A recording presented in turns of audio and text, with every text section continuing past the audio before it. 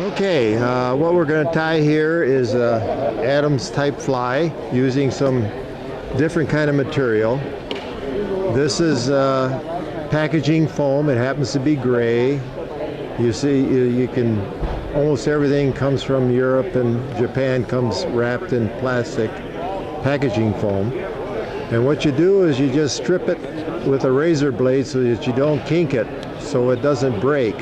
When you're wrapping it, you'll see that in a little bit.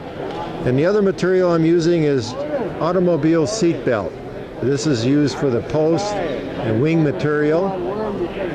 It's very durable, it's very stiff, but yet very thin, and it just makes a wonderful material for wings.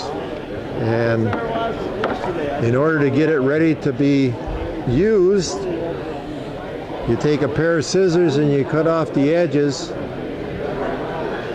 like so,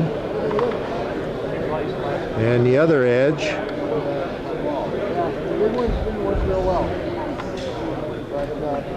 and then you peel away the outside to expose the fibers inside.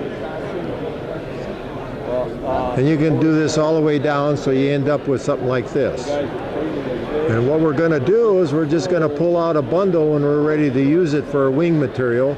So you can see it's all metered for you. You don't have to divide anything up. It's ready to go the way it is. By the way, my name is John Gribb. I'm a retired veterinarian. I've been tying flies for about 15 years now. So now we'll go ahead and tie the fly using these materials. I've already tied in the tail. Now we're going to take in the packaging foam, a strip of it, and we'll tie that in right at the eye, like so. And then it's just a matter of wrapping it towards the back of the fly.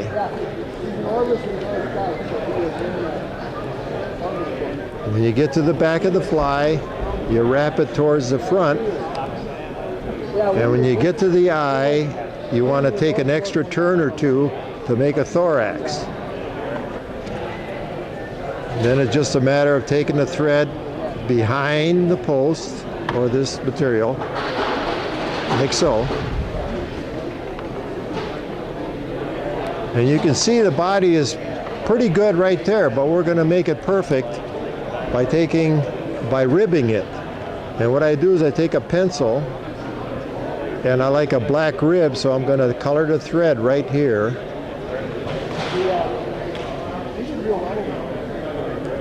And then we'll go underneath the tail, and now we're going to rib it towards the front and get the final shape of the body.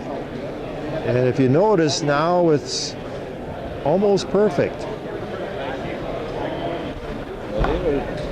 And all we have to do now is put on a wing post, and we'll go back to the seat belt material, pull out one bundle,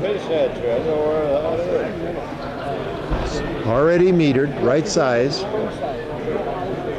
and to attach the post, you go underneath the thorax, like so, wrap this 2 times in front of it, then go around it, and the post is there.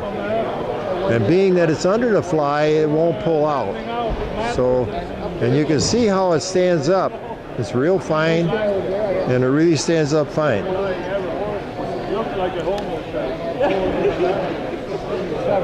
Now we'll just add the parachute, the hackle, like so. And you notice it's so stiff that I don't even have to handle it to wrap it. And each time I go around it, I dip down and then come up, so that each turn is underneath the one before it. You can put as many turns as you like. I have a tendency to put more than most people would.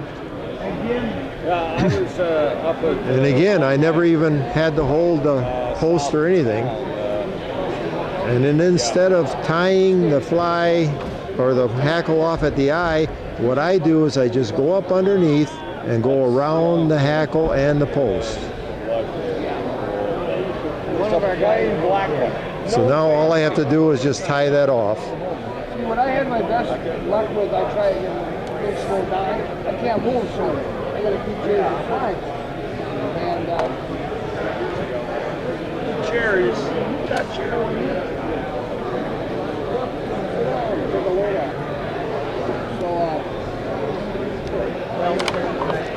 We'll cut it off. Trim the hackle. Hold it straight up. Come down and cut it off.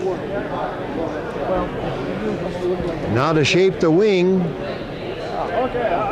what you want to do is cut it on an angle from the front to the back. What's hilarious is that we teach a beginner. What do we teach? And when you fish this fly, you just go ahead and tap it down, and you can see this fly 30 yards away. Instead of using head cement, I use super glue. We tie for ourselves. and I normally don't. Just a little dot of it underneath, and the fly is completed.